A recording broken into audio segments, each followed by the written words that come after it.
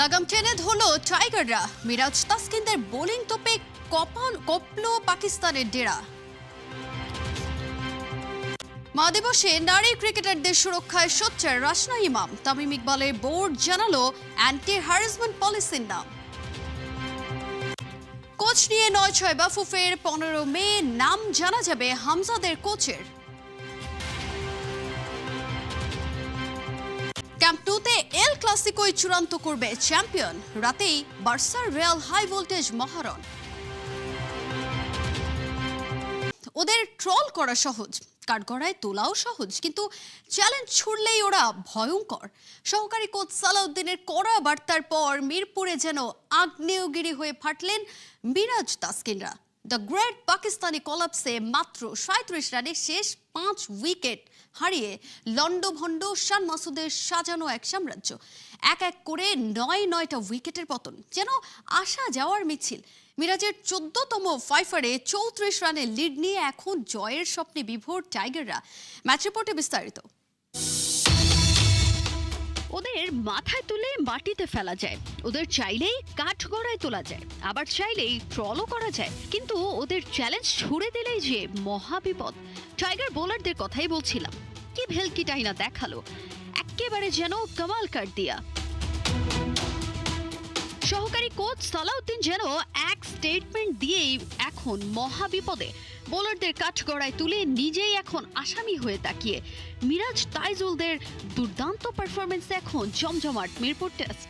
Spin ট্র্যাপে পথ হারালো পাকিস্তান, আর এক মিরাজ ম্যাজিক আর তাসকিন নাহিদদের গতির ঝড়ে লন্ডভন্ড হয়ে গেল শান মাসুদের সাজানো সাম্রাজ্য।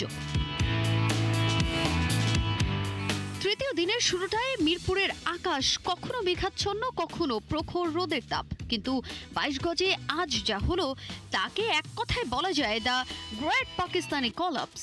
দিনের শুরুতেই অভিষিক্ত আজান ওয়াইসের সেঞ্চুরি। ২১ বছর বয়সী পাকিস্তানি এই ব্যাটারের ১০৩ রানের ইনিংসে তিনি হাঁকিয়েছেন ১৪টা ৪। নাটকের শুরুটা ওখানে, বাঘের ডেরায় এসে বাঘের সাথে পাঙ্গা।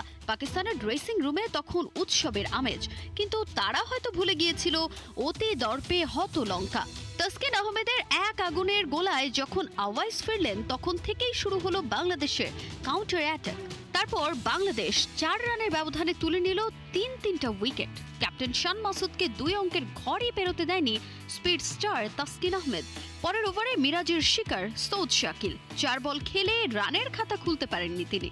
আর এরপর সালমান আগা আর মোহাম্মদ রিজওয়ান মিলে একটা প্রতিরোধের দেয়াল গড়ার চেষ্টা করেন।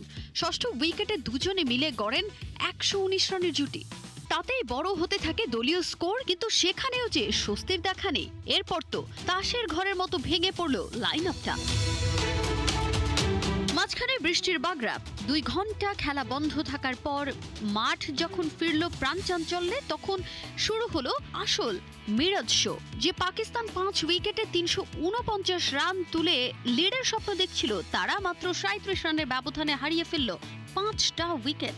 একে একে রিজওয়ান, নোমান আর শাহিন আফ্রিদি সবাই মিরাজের স্পিন বিষয়ে নীল। টেস্ট ক্যারিয়ারের ১৪তম ৫ উইকেট হল তুলে নিয়ে মিরাজ বুঝিয়ে দিলেন মিরপুর জেতার নিজের আঙিনা। ৩৮৬ রানে অল আউট পাকিস্তান। প্রথম ইনিংস শেষে বাংলাদেশের পকেটে ২৭ রানের মূল্যবান লিড। দিন শেষে দ্বিতীয় ইনিংসে বিনা উইকেটে ৭ রান তুলে বাংলাদেশের মোট লিড এখন ৩৪। হাতে ১০ উইকেট আর সামনে জয়ের স্বপ্ন। চতুর্থ দিনে এই লিডটাকে কোথায় ঠেকান মাহমুদুল সাদমানরা, সেটাই এখন দেখার বিষয়। ১৭ বছর ধরে বাংলাদেশের ক্রিকেটে ঝুলছে একটা রেকর্ড, যা ভাঙতে পারেনি এখনো কেউ। লাল বলে তাসকিনের হাত ধরে ঘুরে যেতে পারে সেই সমীকরণ। লিডিং রোলে আছেন ঢাকা এক্সপ্রেস। বল হাতে মিরপুরে এদিন জ্বলে উঠেছেন মেহেদী মিরাজও। তুলে নিয়েছেন টেস্টে ১৪তম ফাইফারটা। হোম অফ ক্রিকেটের সংখ্যাটা এখন ৭। ঠিক ১৭ বছর আগে কিংসটাউনে নিজের খেলার শেষ ম্যাচটাতে মাশরাফি মাঠ ছেড়েছিলেন বাংলাদেশের লিডিং উইকেট টেকার পেসার হিসেবে। লাল বলে সেই পরিসংখ্যানটার কেউ পরিবর্তন করতে পারেনি ২০২৬ সালে এসেও। কেউ কি আছো জোয়ান, থাকলে হও আগুয়ান।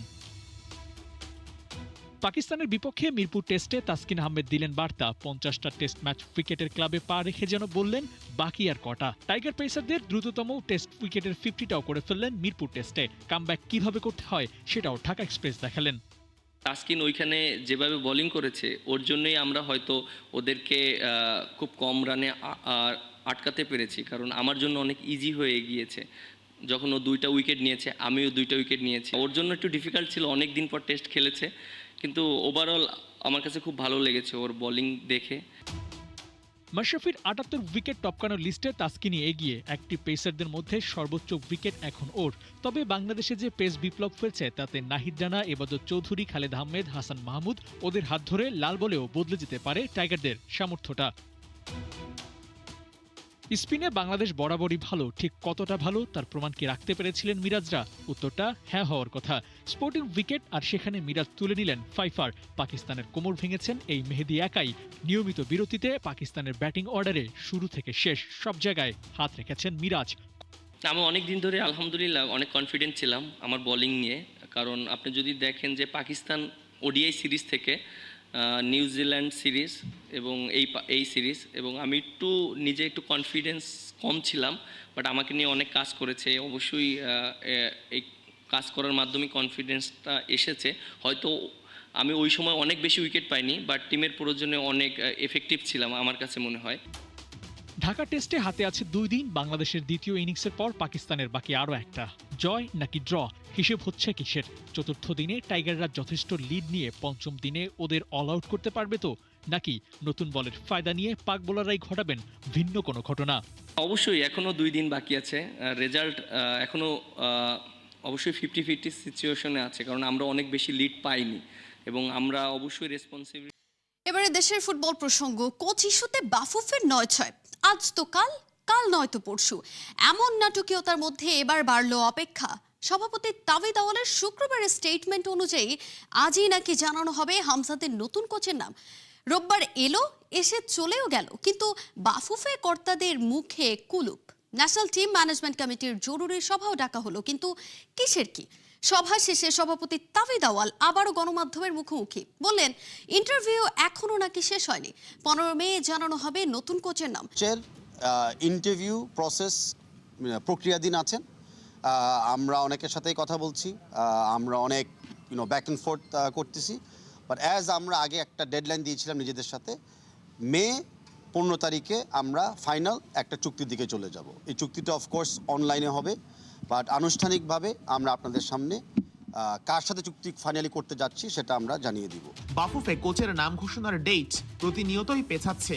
আচ্ছা, এমন তো নয় আবারও পিছিয়ে যাবে কোচের নাম ঘোষণার তারিখটা? তা আমাদের ডেডলাইন পিছাবে না, আমরা আমাদের প্ল্যান মোতাবেক আগাচ্ছি। পাকিস্তানের বিপক্ষে মেহেদী মিরাজের 5 উইকেট সংগ্রহ।